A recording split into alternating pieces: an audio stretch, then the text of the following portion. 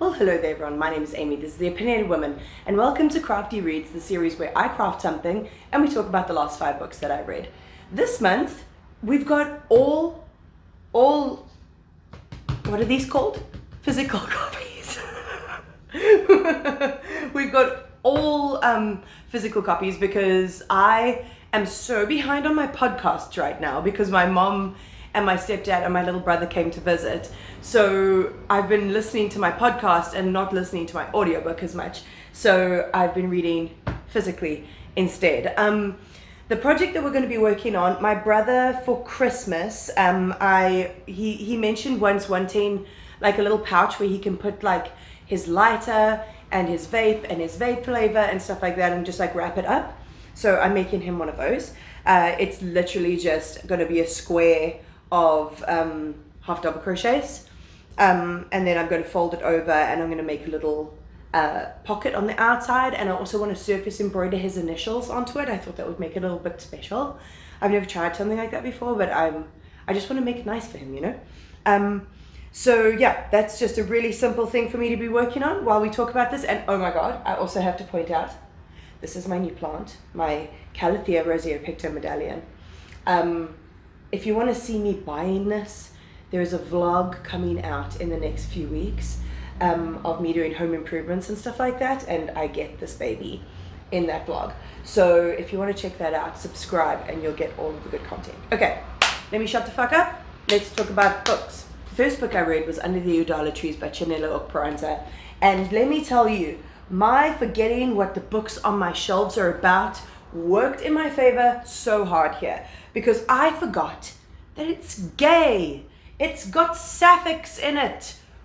Yes, the best surprise in the world. I was like, wait a second, are they gonna fuck? And then they did, and I was like, yes. So basically this book starts in 1968, so at the height of the Nigerian Civil War. And we're following a girl called Ijeoma, and she's living with her mother, with her parents, and then there's a bombing and shit happens. And her mother gets very worried about her daughter living in an area that's more likely to get bombed, so she sends her daughter off to live with this school teacher and his wife. And while Ijeoma is there, she meets this girl who I think she's been displaced by the war, and she ends up staying with them, and then on the back it says a relationship develops, like a friendship, but it's not. I want you to know that it's gay. And so we're not just in, like, I thought it would be more focused around this relationship, like for the majority of the book, but that's really an introduction into Ijeoma's sexuality. And then we follow her life as an adult when she's sort of battling with having these feelings, trying to suppress them because of her family, and even trying to marry a man to, you know, be as normal as possible, and it just not fucking working. So I just thought it was beautifully written. It gave a really cool insight into the Civil War, which I didn't know much about going into this book. And there's just a lot of tension and like anguish happening, because like being queer in Nigeria is a kind of hard thing to do at the moment, let alone in the 60s and the 70s, which is when the later part of the book happens. So I just thought it was a beautiful look into that, and I'm going to keep an eye on this author. And then, okay, I'm going to be real with you. I'm not going to give you too much detail about 3 of these books because I have a vlog coming out as you're watching this next week Wednesday. This week Wednesday you'll get a UK haul from me, a little bit of a spoiler as to what content is coming. You're going to get a UK haul from me, and then you're going to get this reading vlog. So I decided to pick up 3 authors that I had read previously and read them again, like their second books. 2 of them were their second books, one of them is just another book of hers. So I'm just going to give you a basic outline of what these books are, and then you're going to have to subscribe again. I don't usually do this, but I am trying to get better at telling you guys, like, there's cool stuff coming. If you subscribe, I would really appreciate it, because I'm really consistent. I got a lot of fun content that I've really enjoyed making coming up. So like, I want to have you along for the ride.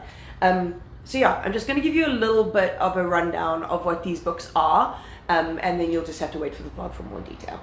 So the first of those books was The Daughter of Dr. Moreau by Silvia Moreno Garcia. This is sort of a retelling of the something of Dr. Moreau, the story of Dr. Moreau basically, but it is set in the Yucatan Peninsula at this like estate kind of thing. I don't know if it's called a hacienda. So we are following, as it says, the daughter of Dr. Moreau. Her name is Carlotta. She doesn't know much about her mother, and she lives there with her father and these hybrids that he's been creating, these human-animal hybrids. And they also live with this man called Montgomery, who is responsible for acquiring the samples of animals, like the specimens that the doctor needs to cross with these humans.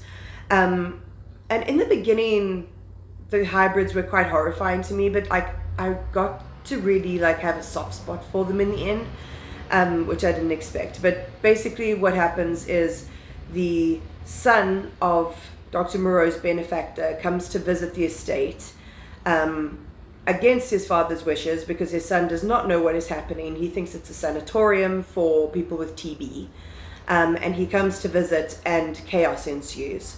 I'll tell you, it's my favorite Silvia Moreno Garcia that I've read so far. I've only read one other one, but yeah, if you want to see more details, the vlog, go do that.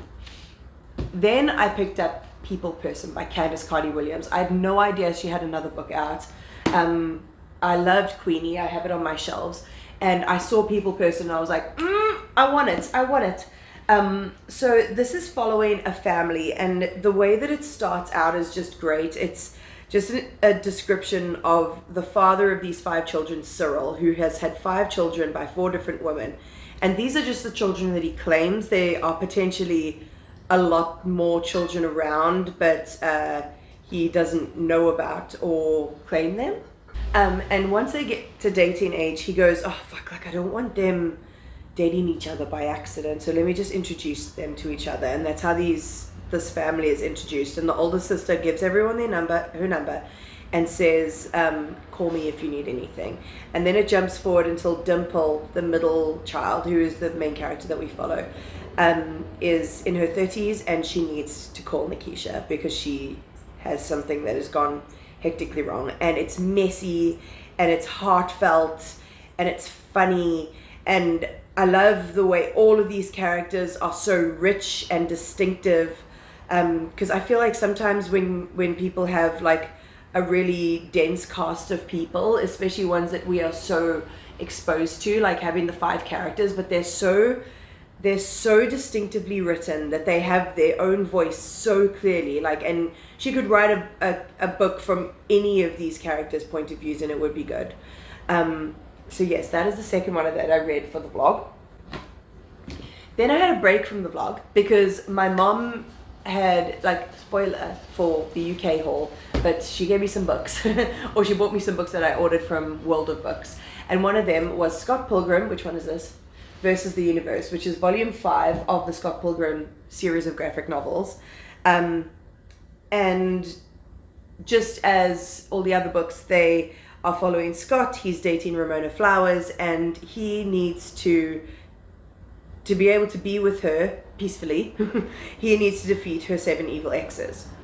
But what I liked about this book is that it was mainly focused on Ramona, and like Scott was fighting one of the exes, or like the twins, and they have these robots that he was having to fight, but the focus was not on the fight with the robots. The focus was with Ramona, like having conversations with other people and thinking about her relationship with Scott and discussing things with knives. And there's this one scene in particular that I really enjoyed where Ramona is in the foreground, like on a balcony, and there's these tall windows behind her, and there's like this dialogue happening in the foreground, but all you can see is Scott in the background fighting this massive robot.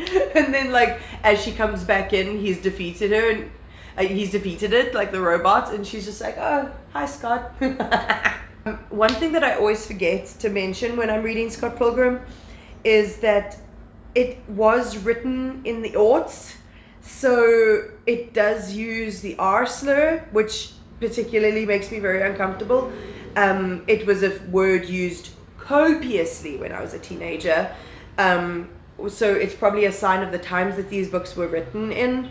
But yeah, if you don't like that, that's just something that I think you should know going into it. The third book for the vlog was The Ruins by Phoebe Wynne. This is just an advert for the vlog because I worked hard on it and I think it's pretty. So this is the author of Madam, which I read last year, and it was very atmospheric, and actually at the end of this they ended up linking back to it, which I thought was very interesting. But this is basically a thriller. It's following, in 1985, the storyline is following Ruby, who is this 12-year-old girl, and her parents are staying at their chateau in France, and they've got a bunch of family friends and their children staying with them. And the parents are very blasé. Her father is spineless, her mother is cold, and the men that they've surrounded her with, like the adults in general, are just particularly unsafe.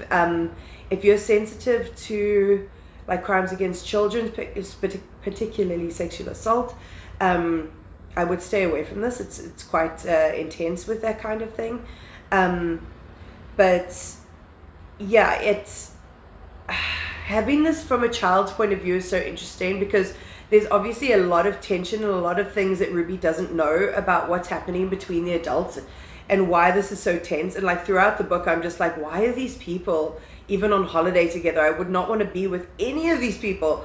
So that was interesting. And then we get a storyline from 2010 where someone, Mrs. Cosgrove, like there's 3 little girls in this chateau and 1 teenager. So we don't know which one is Mrs. Cosgrove, because she's evidently got married. And we get her coming back to the chateau and considering buying it. So yeah, I thought the twists were really good. It does get really ridiculous, but I'm going to leave any detail there, and you can watch my vlog for anything a little bit more juicy. Oh my gosh, and I'm done. That was the fastest Crafty Reads ever. It's probably not. I know I haven't edited this yet, but I hope you did enjoy that. I've got this far on my rectangle. Fascinating stuff. If you like my content, my Instagram and my TikTok is down below. I'm very active on both of those. We have a lot of fun over there. I talk about all kinds of stuff. And then, oh, the dog is having a loud stretch. Oh. Anyway, my Kofi link is also down there, which is like a little one-time tip jar if you ever want to support my channel. It's very good for creators who are too small to have like Patreons and stuff like that. But other than that, like, comment, subscribe, all of that fun stuff, and I'll take you.